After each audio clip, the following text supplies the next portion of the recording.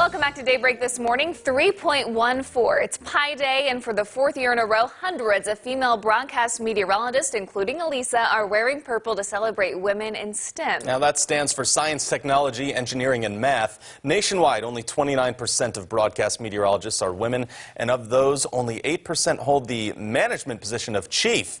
Meteorologist Elisa Raffa introduces us to two leading women in science that are right here in the Ozarks. Thanks, guys. While many children start thinking of STEM careers as early as 11 years old, stereotypes and gender bias can often steer women away from engineering and computing jobs. In fact, according to the National Science Foundation, only 15% of engineers are women. Most women in STEM work in healthcare or education. This morning, we meet two scientists, two women I'm proud to work closely with every day. I love my job, yes, very much. I get to do what I love every day. I've always been a weather nut, so, and severe storm and fascinated by tornadoes. Passion for what they love and a drive for what they do. We get the severe weather and the flooding year-round. It keeps us on our toes for sure. There's been no research done on elder flowers in the United States before. Until now. According to the National Science Foundation, women make up over 57% of all college graduates, but only about 29% enter the STEM workforce. That's science, technology, engineering, and math.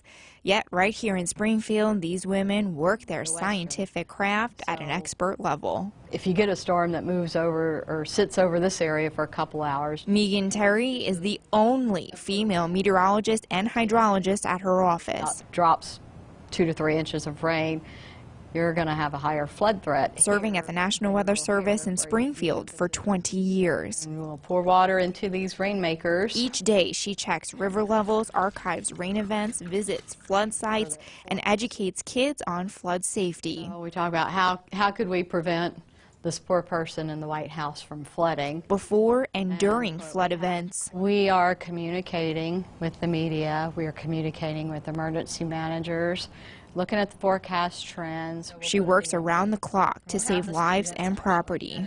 But her favorite part of the job? Getting them trained and then seeing them rise through the ranks and helping them get promoted. Being a mentor to her staff. That's what I like the best. And this is what the ripened berries look like. Kelly McGowan is a trailblazer in horticultural science for the University of Missouri Extension Office.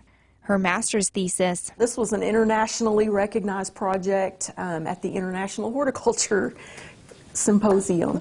Very, very proud of that. McGowan dove into groundbreaking research on elderberry flowers. So this is what the flower looks like in the field, and as you can see, it is a beautiful white flower. It has a wonderful smell. The fruit, or elderberry, is highly nutritious. A native shrub in Missouri, it is antiviral, anti-inflammatory, and easy to grow.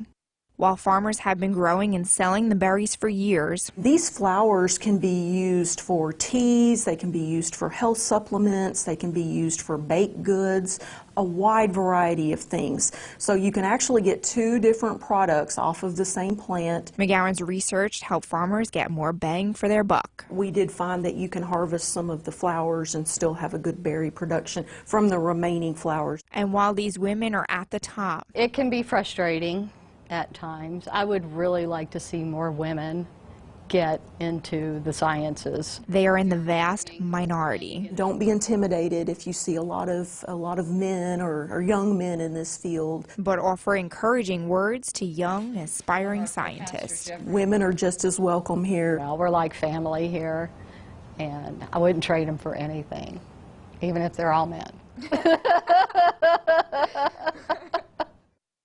Both of them truly an inspiration to young girls this morning. Megan has a meteorology degree from the University of Oklahoma. Kelly has her bachelor's in horticulture from right here at Missouri State and just got her master's in agroforestry and natural resources from Mizzou. Two smart, intelligent women. Kelly will be here on midday today. Yeah, she'll be here on midday. We'll have to give her a shout out. She's so humble. We were talking about that. We didn't know she had, half of those accomplishments. Right. We know how great she is, but wow. Yeah. Unbelievable. Incredible. All right. Thank you very much for the story, Elisa. We appreciate that. Stay with us, everyone. Daybreak in 10 is coming up next.